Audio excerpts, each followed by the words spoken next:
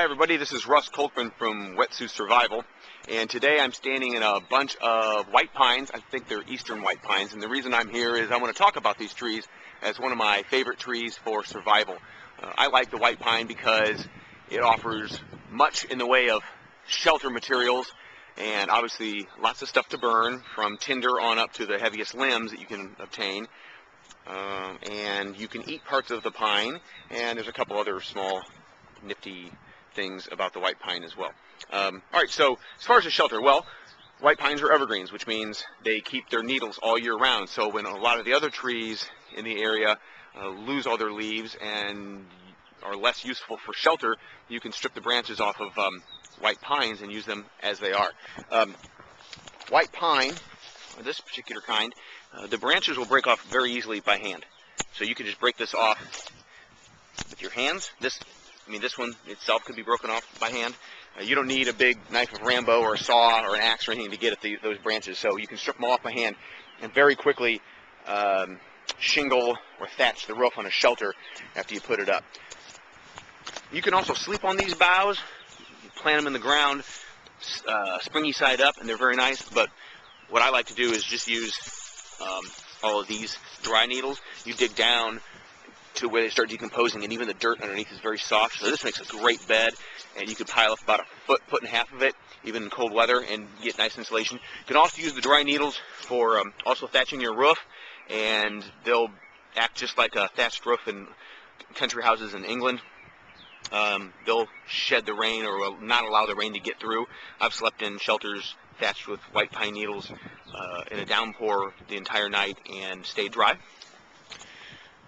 Of course, it's a tree, so there's plenty of wood. But what's really cool about the branches at the bottom here, they're dead and dry, but they still have some resin or sap in them. This is, if you've watched my fire making video, this is the straw wood size stuff. So it's all just right here. You don't need to go on the ground to try to find it if it's covered in snow and ice. You don't need to try to scrounge around in that to get it. You can just go right along the trunk here and get all these little sticks and just start working your way up to bigger and bigger and bigger until you have all the branches that you need to make a fire. The pine needles themselves are tinder. These things will catch a spark, obviously.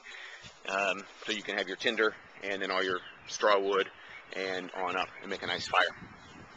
Another thing that's kind of cool about white pine is these, as you dig down in the dirt, there's these roots that are loosely attached to the ground, and you can just pull them up, and they shoot out all over from around the tree. This area is all covered in them, and they're very long. You can get them 6, 7, 8 feet long if you're careful about pulling them up and not breaking them. But they're green and they're flexible, so you can use this stuff as cordage and lash together your shelter, your ridgepole, that kind of stuff. Maybe repair some things.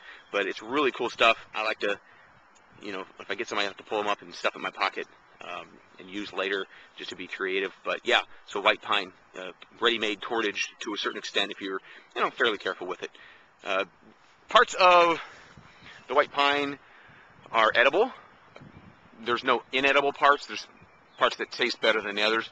I guess one of the main uses is making pine needle tea. These needles would work. They're not the greenest or freshest. You get the young shoots on the end, and they're the best. But you chop this up and steep it in hot water, and you can make pine needle tea. It's not terribly nutritious, but it has a lot of vitamin C, vitamin A, I believe, some antioxidants.